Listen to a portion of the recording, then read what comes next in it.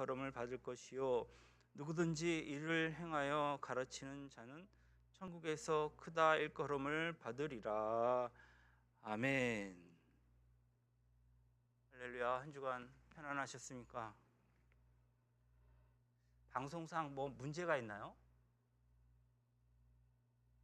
방송이 안 보이는 거예요? 글씨가 안 보여? 마이크가 문제가 있는 것 같아요.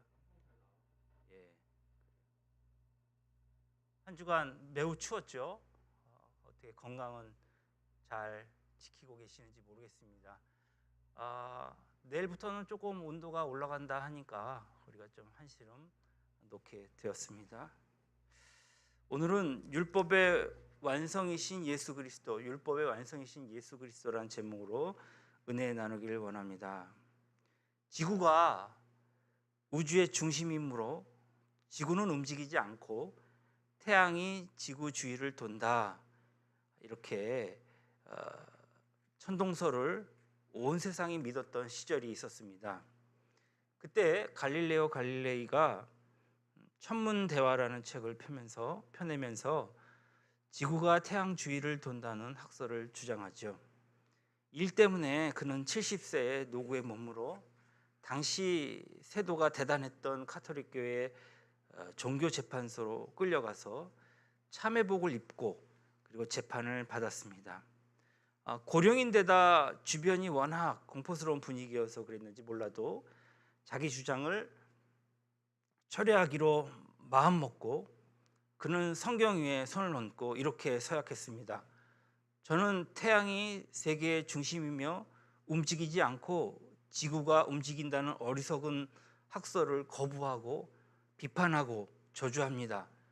동시에 다시는 이런 혐의를 받을 수 있는 글을 발표하거나 주장하지 않기로 맹세합니다. 이렇게 고백했다고 합니다. 이렇게 완전히 손을 들어 항복했는데도 그는 3년 동안 고행의 언도를 받았고 다시는 그 책을 보급하지 못하도록 배포 금지령을 받았습니다. 그가 법정에서 끌려 나올 때에 그가 했다는 유명한 말이 지금도 인류에 회자되고 있는데, 그래도 지구는 돈다라는 말이죠. 이제는 고인이 된 요한 바오로 2세가 수년 전에 350년 만에 교회가 갈릴레오에게 내린 판결은 잘못되었다고 시인했습니다. 갈릴레오에게 무죄 선언을 한 것이죠. 350년 만에 겨우 이와 같은 바른 판단이 나왔습니다. 이처럼 한번 무지의 소치로 오해를 하기 시작하면 오해가 풀리기까지 엄청난 시간이 걸릴 뿐만 아니라 상당한 노력이 필요합니다. 그 오해가 무지에서 생겼던지 편견에서 생겼던지 어떤 이해관계 때문에 생긴 것인지 간에 아무리 옳은 말이라 해도 전부 다 부정해버리는 무서운 사람으로 바뀔 수 있는 것입니다. 우리는 그래서 사람을 쉽게 판단하거나 내가 옳다고 주장하는 것이 과연 옳은지에 대한 다시 한번 나의 생각을 해봐야 되지 않을까, 이렇게 보고 싶습니다. 유대 지도자들은 예수라는 청년이 등장해서 하나님 나라의 복음을 전하자 의구심을 가지고 그를 주의 깊게 지켜보았습니다. 그의 말, 그의 행동, 그의 주변의 상황들을 종합해 보니까 그러니까 그가 하나님의 율법을 무시하는 것 같아요. 그것이 틀림없어요. 이제 율법을 폐지해도 된다, 이렇게 사람들을 선동해서 그렇게 사람들에게 악한 영향을 준다라고 결론을 내렸습니다. 그들은 안식일에 해서는 안 될 것들에 대해서 수십 가지, 수백 가지를 정해놓고 그대로 지키느라 무지애를 쓰는데, 예수님은 안식일에도 공공연히 병자들을 고치셨습니다. 왜 안식일을 범했느냐는 비판에 예수님은 조금 더 주저하지 않고 안식일의 주인은 바로 나다라고 대답하셨습니다. 예수님은 지탄과 정죄의 대상이던 세리나 창녀, 그 밖에 여러 죄인들을 오히려 자신의 곁에 오게 하시고 그들을 변호하시는 언사를 서슴지 않으셨습니다. 심지어 어떤 때는 그들의 악을 정당화시키는 듯한 말씀을 하시는 것처럼 보였습니다. 이 때문에 예수님에 대한 유대인 지도자들의 오해는 점점 더 깊어질 수밖에 없었습니다. 급기야 예수님을 음해하고 공격하기에 이르렀습니다. 복음서에서는 이것이 한 20회 이상이나 기록되어 있습니다. 반면에 예수님은 유대 지도자들을, 즉 대제사장, 서기관, 율법사, 바리새인들을 향하여서 외식하는 서기관과 바리새인들이여 회개하라, 이렇게 경고하시는 것입니다. 그리고 경우에 따라서는 그들을 독사의 자식들아 라고 부르시면서 무섭게 저주를 하시는 것입니다. 이 유대인들은, 율법주의자들은 모르고 있었던 것이 있었습니다. 그것은 예수님은 율법을 주신 하나님이시라는 사실입니다. 그분은 율법의 근원이요, 율법의 주인이요, 율법 위에 계시는 초법적인 존재입니다. 그러므로 예수님은 율법을 가장 정확하게 해석하실 수 있는 분입니다. 그런 예수님께서 이 세상을 율법에서 구원하시기 위해 율법 아래로 오셨고, 죄가 없으시면서도 죄 있는 사람처럼 율법에 복종하셨습니다. 그런데 유대인들은 그것을 알지 못했고 믿으려도 하지 않았습니다. 만일 이 사실을 인정했다면 유대 지도자들은 지금까지 전통적으로 지켜온 것일지라도 예수님 앞에서 자신의 잘못을 인정하고 고치겠다고 하는 반응을 보였을 것입니다. 그러나 여러분이 잘 알다시피 그들은 그럴 생각이 전혀 없었습니다. 예수님을 하나님의 아들로 인정하지 않았고 결국 구원자이신 그분을 십자가에 매달아 처형하고 말았습니다. 예수님께서는 율법을 경시하던 적이 없었고 또한 율법을 필요 없는 것이라고 말씀하신 일도 없었습니다. 오히려 율법을 높이 평가하시고 율법의 절대 권위를 인정하셨습니다. 오늘 본문의 말씀에 예수님은 17절에 내가 율법이나 선지자를 폐하러 온 줄로 생각하지 말라. 폐하러 온 것이 아니요 완전하게 하려 함이라. 즉 나는 율법이나 선지자, 즉 구약 성경을 폐하러 온 것이 아니고 완전하게 하기 위해서 왔다라는 뜻이죠. 예수님께서는 구약 성경을 하나님의 말씀으로 얼마나 철저히 인정하시고 복종하셨는지 알 수 있습니다. 또한 예수님은 18절에 진실로 너희에게 이르노니 천지가 없어지기 전에는 율법의 1.1획도 결코 없어지지 아니하고 다 이루리라 라고 말씀하셨습니다. 여기서 1획이라고 하는 것은 구약 성경을 기록하는 히브리 철자 가운데 가장 작은 것을 가리키죠. 또한 1점은 무엇입니까? 그 가장 작은 철자에 찍는 작은 점 하나를 이야기하고 있습니다. 그러므로 이 구약 성경에 기록된 글자 하나, 작은 점 하나도 반드시 하나님의 말씀으로 드러나리라는 의미였습니다. 이런 맥락에서 예수님은 오늘 19절에 누구든지 이 계명 중에 지극히 작은 것 하나라도 버리고 또 그같이 사람을 가르치는 자는 천국에서 지극히 작다 일컬음을 받을 것이요 누구든지 이를 행하며 가르치는 자는 천국에서 크다 일컬음을 받으리라 라고 말씀하신 것입니다. 예수님께서 겟세마네 동산에서 십자가를 지기 위해 피눈물을 쏟고 기도하시던 장면을 기억할 것입니다. 기도가 끝나자마자 가룟 유다를 앞세운 이 군대가 몰려와서 예수님을 포위했습니다. 곁에 있던 베드로는 엄격결에 옆구리에 차고 있던 칼을 휘둘렀습니다. 이것을 보신 예수님은 야, 칼을 도로 칼집에 꽂아라. 그러면서 이런 말씀하셨습니다. 너는 지금 내가 하늘에 계신 아버지께 기도해서 하늘에 있는 수십만의 천사들을 불러올 수 없을 줄 아느냐? 만약 그 천사들을 불러서 이 모든 무리를 전부 다 쫓아내고 내가 십자가를 지지 않는다면 오늘 구약 성경에서 하나님의 아들이 세상을 구원하기 위해 십자가를 질 것이라고 하는 예언의 말씀이 어떻게 이루어지겠느냐? 하나님의 말씀이 예언된 이상 이루어지지 않는 일은 절대로 없으며 그러므로 나는 천사를 보내라고 기도하지 않는다. 오늘 말씀대로 이루어지기를 위하여서 십자가의 길을 걸어간다. 주님은 하나님의 말씀을 높이 받들고 있는 것입니다. 어거스틴이 이렇게 얘기했습니다. 신약 성경은 구약 성경 속에 감춰져 있고 구약 성경은 신약 성경 속에서 드러난다 했습니다. 그의 말처럼 구약 성경 안엔 신약 성경이 있습니다. 왜냐하면 구약 성경은 신약 성경에 있는 내용, 그 내용을 미리 예언하고 예견했기 때문이죠. 그리고 신약 성경 속에서 구약 성경이 나타나고 있습니다. 오늘 구약 성경을 배경으로 하지 않고서는 신약 성경을 도저히 해석할 수 없기 때문입니다. 그래서 불투만은 우리가 신약 성경을 이해하기 위해서는 구약 성경 아래 서야 한다. 왜냐하면 구약 성경은 신약 성경의 전제 조건이기 때문이다라고 했습니다. 이런 말들을 종합해 보면 구약 성경과 신약 성경을 대할 때에 차등을 두어서는 안 된다는 것을 알 수 있습니다. 신약 성경을 자세히 읽어보셨습니까? 대부분 구약 성경의 말씀을 예수님께서 인용하셔서 말씀하신 것이었습니다. 그때 당시 유대 시대에는 말씀이 아주 흥망하였고 모든 사람들이 말씀의 그 예언자를 기다리고 있었기 때문에 그 말씀 하나하나를 다 알고 있다고 해도 과언이 아닙니다. 왜냐하면 유대인들은 벌써 7살이 되기 전에 성경을 한 번 정도는 읽거든요. 아니 7살부터는 외우기 시작합니다. 구약 성경이 중요한 이유는 예수님께서 구약 성경에 있는 율법과 선지자의 예언을 완전하게 하려고 오셨기 때문입니다. 다시 본문으로 돌아가서 17절 마지막에 보면 후반절에 완전하게 함이니라, 완전하게 하려 함이니라.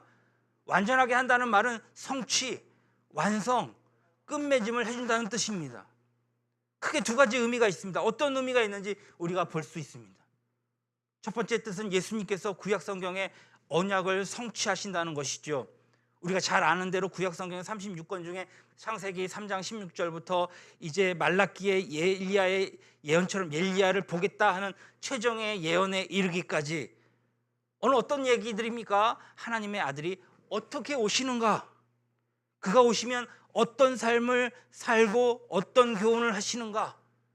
어떻게 죽으셨는가? 어떻게 살아나실 것인가? 그리고 그를 통해서 이 세상이 어떻게 구원을 받는가? 모든 예언이 그 안에 포함되어 있는 것을 압니다.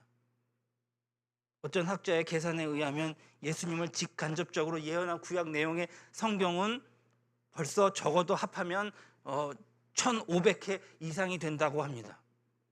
그분이 오시면 구약 성경은 수천 년 동안 예언했는데 하나님의 아들이신 예수님이 드디어 오셨다는 것입니다. 물론 유대인들은 아직도 메시아를 기다리고 있습니다. 이미 오셨음에도 그들이 알지 못했거든요. 아니 그를 무시하고 그를 죽였거든요. 시체가 등장했으니 과거에 행해진 그에 관한 모든 예언들이 완결된 셈입니다. 예수님께서 오심으로 구약 성경의 모든 예언이 성취되었던 것입니다. 그리고 둘째 의미가 있습니다. 완전하게 하셨다. 율법과 선지자를 완전하게 하셨다. 율법의 마침표를 찍었다라는 뜻입니다. 오늘 로마서를 한번 보겠습니다. 로마서 10장 4절의 말씀입니다. 그리스도는 모든 믿는 자에게 의를 이루기 위하여 율법의 마침이 되시니라. 모세오경은 바로 율법에 관한 얘기입니다. 학자들은 율법에 세 가지 법이 있는데 하나는 의식법, 하나는 시민법, 하나는 도덕법. 이 세 가지의 법이 드러난다고 분석합니다. 의식법은 무엇입니까? 제사와 관련된 법입니다.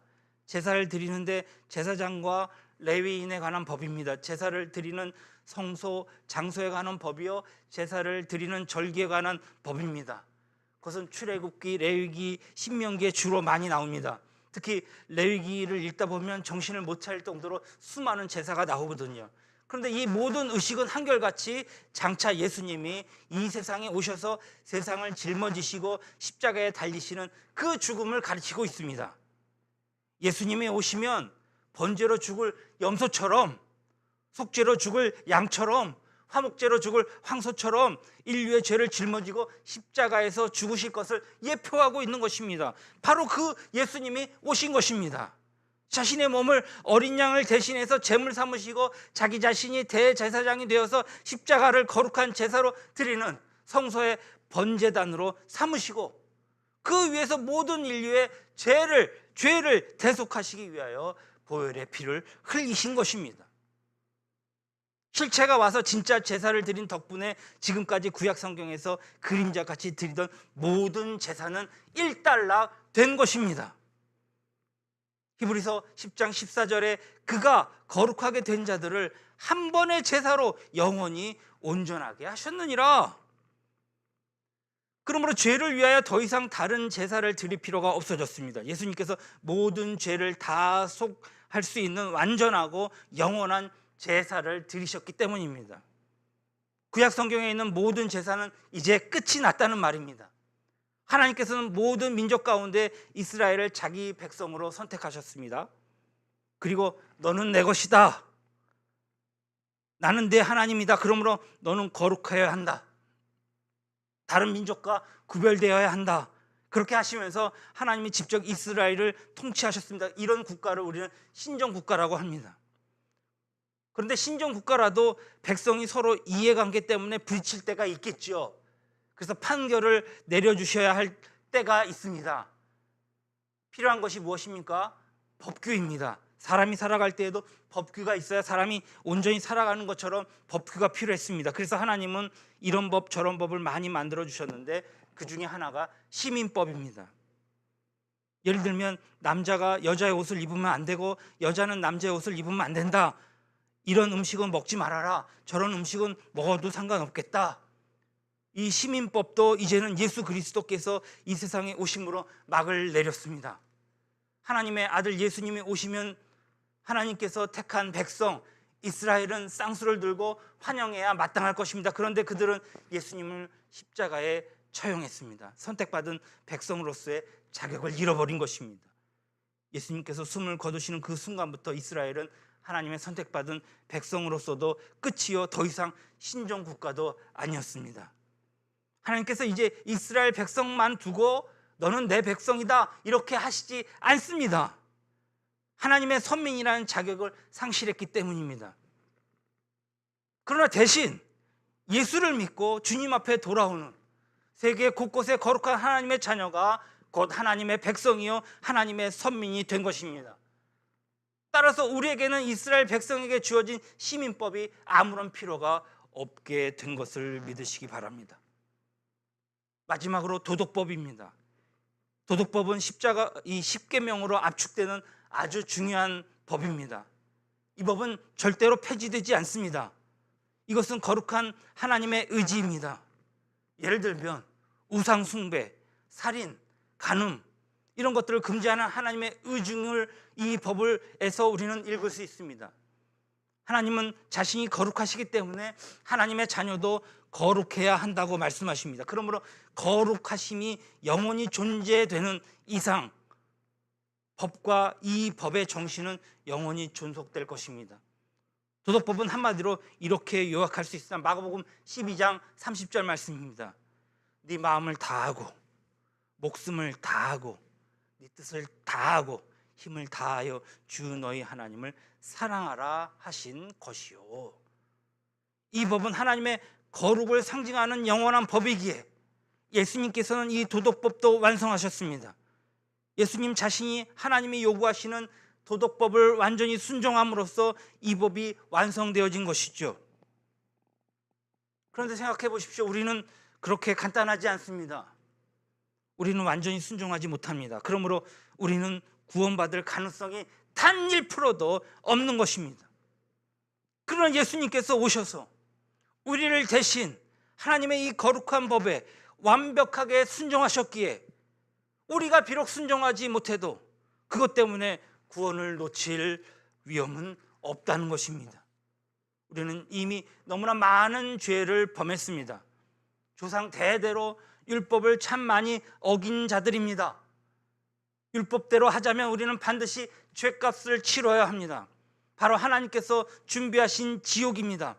그런데 예수님이 이 땅에 오셔서 우리가 치러야 할 모든 죄의 형벌과 저주를 십자가에 다 감당하심으로써 이 도덕법이 완성되었습니다. 그렇게 예수님은 하나님을 만족시키셨습니다. 이것이 바로 십자가의 은혜다 하는 것입니다. 시민법도 의식법도 도덕법도 예수 그리스도로 말미암아 완성된 것을 믿으시기 바랍니다. 그 결과 예수님 때문에 우리는 말로 다 할 수 없고 글로도 다 쓸 수 없는 정말 놀랍고도 대단한 복을 누릴 수 있습니다. 그 복을 한마디로 요약하자면 이것입니다. 자유, 율법으로부터의 자유, 양심으로부터의 자유, 우리를 속박하는 모든 형식과 모든 규율로부터의 자유입니다.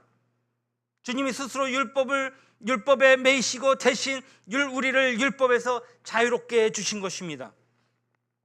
고린도후서 3장 17절 주는 영이시니 주의 영이 계신 곳에는 자유가 있느니라. 할렐루야. 오늘 예수 그리스도께서 영으로 우리와 함께 하시는 이상 우리는 율법으로부터 자유로워진 거룩한 자유인인 것을 믿으시기 바랍니다. 만약 예수님으로 말미암아 율법에서 자유롭게 되지 못했다면 오늘도 우리는 죄 사함 받기 위해서 아주 복잡한 법칙에 따라 제사를 지내야 마땅할 것입니다. 그러나 십자가 앞에 나아가 나의 죄를 주님 앞에 고백하면, 진실로 주님 앞에 잘못했다고 회개하면 오늘 짐승을 잡아서 제사를 지내지 않아도 하나님께서는 우리를 미쁘이 여기셔 우리의 모든 죄를 용서해 주시는 것입니다. 왜냐하면 주님이 우리를 율법에서 자유롭게 하셨기 때문입니다. 만약 그렇지 않았다면 우리 모두는 율법대로 돌에 맞아 죽어야 마땅할 사람들입니다. 요한복음 8장에 보면 감동적인 이야기가 나옵니다. 거기는 가늠한 여인이 나오는데 현장에서 발각됐습니다. 얼마나 부끄럽겠습니까? 유대 지도자들 손에 이끌려서 예수님 앞에 왔습니다. 그들은 모세가 준 율법에서는 이 여자를 돌로 쳐 죽이라고 하는데 당신은 어떻게 하겠느냐 다그칩니다. 하나님의 사랑과 죄의 용서를 선언하셨던 예수님의 입장에서는 어떻게 돌로 치라고 말할 수 있겠습니까? 그렇게 얘기하면 자기 모순에 빠지고 맙니다. 그렇다고 해서 돌로 치라고 하면 왜 율법을 치지 말라고 하면 왜 율법을 어기냐고 꼬투리를 잡힐 수 있습니다. 참으로 딜레마입니다. 그 순간 예수님께서 이렇게 말씀하십니다. 너희 중에 죄 없는 자가 먼저 돌로 치라. 그 자리에 있는 사람이나 우리들이나 다 죄 없는 사람이 어디 있겠습니까?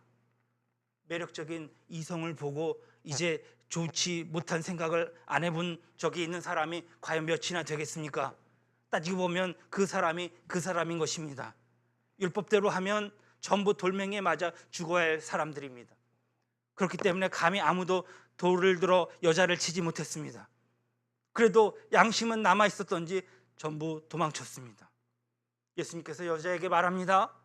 나도 너를 정죄하지 아니하노냐. 가서 다시는 죄를 범하지 말라. 주님이 여인에게 어떻게 이런 말씀을 하실 수 있었을까요? 돌에 맞아 죽어야 할 저주를 주님이 대신 담당하시고 우리를 율법에서 자유롭게 하셨기 때문입니다. 이 얘기는 참으로 놀라운 이야기입니다. 왜 사람들은 이 이야기에 감동하지 못할까요? 어거스틴은 이 사건에서 예수님을 두고 감동적인 말을 했습니다. 사랑받을 수 없는 사람을 사랑하심으로 사랑받을 자격을 가진 존재로 다시 태어나게 하셨습니다. 이것이 우리를 율법에서 자유롭게 하신 예수님께서 우리에게 주신 은혜입니다. 오늘 새해 둘째 주에 우리가 느끼며 우리가 주님 앞에 받아야 될 은혜가 바로 주님이 우리에게 주신 바로 이 은혜입니다. 율법에서 자유롭게 됨으로 오는 복, 이루 다 헤아릴 수 없이 많을 뿐만 아니라 너무나도 풍성하고 아름답고 감격적인 일입니다. 그런데 이 사실을 잘 몰라서 예수님을 믿으면서도 여전히 죄책감에 끌려다니며 율법 때문에 벌벌 떠는 사람들이 얼마나 많은지요. 그런가 하면 예수님을 자랑하기보다는 자기 자신을 선행하는 것에 대해 자랑스럽게 생각하며 그것을 내세우는 사람도 있습니다. 둘 다 불행한 사람입니다. 주님이 주신 자유를 마음껏 누리지 못하니 말입니다. 예수님께서 우리를 자유롭게 하시고 율법에서 해방시켜 주셨는데 이 사실을 잘 몰라서 여전히 율법이라고 하는 동굴에 갇혀서 벌벌 떠는 사람이 얼마나 많은지 모릅니다. 동굴에 갇힌 사람들의 신앙생활은 너무나도 재미없습니다. 속박이요, 굴레요, 거추장스러울 뿐입니다. 그들에겐 기쁨도 없습니다. 기쁨도 없을 수밖에 없죠. 신앙생활은 기뻐야 하는데, 이 놀라운 자유와 기쁨을 주신 하나님 앞에 찬송하며 살아야 하는데, 여러분 어떤 상황 가운데서도 예수님을 생각하면 가슴이 뜨거워져야 하는데, 왜냐하면 우리를 자유롭게 하신 것 엄청난 일이기 때문입니다. 병이 들었어도, 비록 가난해도, 비록 앞길이 꽉 막혀서 답답해도 예수님께서 나에게 주신 이 은혜만인 변함없이 빛을 발할 것이며 그것이 빛날 것인데, 그러므로 우리는 그 은혜를 생각하면 어떤 환경에 처하든지 자기도 모르게 주님을 찬송할 수밖에 없습니다. 그것이 그리스도인의 삶입니다. 2021년 주님을 생각하며 그분으로 인하여 기뻐하며 찬송할 수밖에 없는 그런 삶 사시기를 주님의 이름으로 축원합니다. 구약을 읽을 때도 우리는 복음을 들을 수 있어야 합니다. 레위기처럼 제사 법칙이 복잡하게 나오는 이 성경을 읽으면서도 이렇게 복잡하고 까다로운 제사를 드리지 않고도 예수의 피로 내가 죄사함 용서를 받을 수 있었다니 얼마나 감사한가 생각하며 말씀이 꿀맛같이 마음에 들어야 할 것입니다. 예언서를 보면서 우상 숭배한 이스라엘 백성을 향해 눈을 부릅뜨고 무섭게 심판하시는 하나님을 만날 수 있습니다. 그럴 때도 우리는 이렇게 생각할 수 있습니다.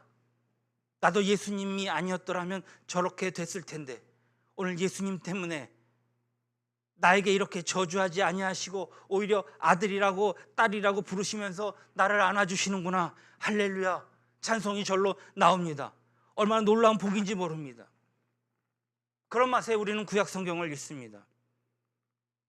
칼빈이 한 말은 진리입니다. 사복음서를 볼 때마다 예수님의 음성을 듣고 예수님의 모습을 봅니다. 마찬가지로 구약 성경을 읽을 때도 예수님의 음성을 우리는 들을 수 있습니다. 120년 전 우리나라에 복음이 처음 들어왔을 때 사회에서는 이런 말이 돌았다고 합니다.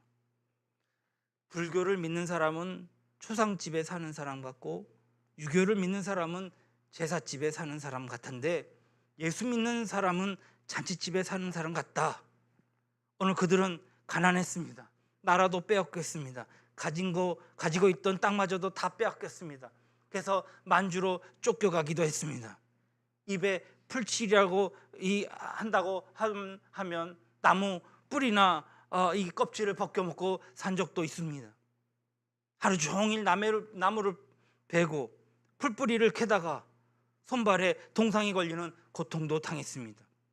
그러나 그와 같은 상황에서도 예수님을 믿는 우리 선조의 위대한 믿음의 선배들은 하나님을 찬양하고 살았습니다. 주님의 은혜가, 주님이 주신 그 은혜가 얼마나 큰지 알았기 때문입니다. 그들은 차가운 방바닥에 엎드려서 그들이 하는 기도는 하나님께 감사의 기도였고 감격하며 찬양하는 찬양의 소리였습니다. 바로 그 힘으로 어려운 상황과 위기를 극복해 나갔습니다. 예수님을 믿는 사람은 잔치집에 사는 사람들처럼 날마다 예수님 때문에 기뻐하며 감사하며 살아가는 사람들입니다.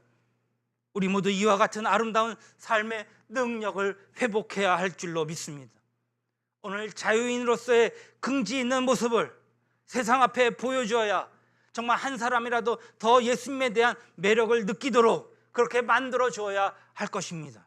그것이 내 직장이든지 학교든지 내가 하는 사업장이든지 그곳에서 저 사람은 예수 믿는 사람이구나. 나만 율법에서 자유로워졌다고 좋아해서는 안 됩니다. 아직도 율법에 매인 채 저주 아래서 신음하는 불쌍한 영혼들이 얼마나 많은지 모릅니다.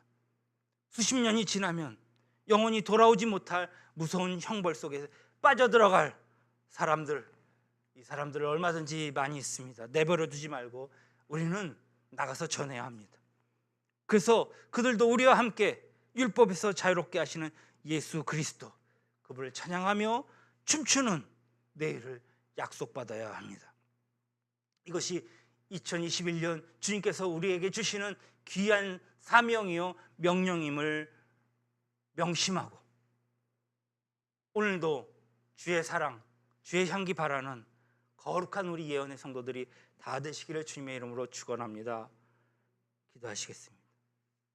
거룩하신 주님, 율법에 매여 무서운 형벌에 빠지지 않고 참 자유로운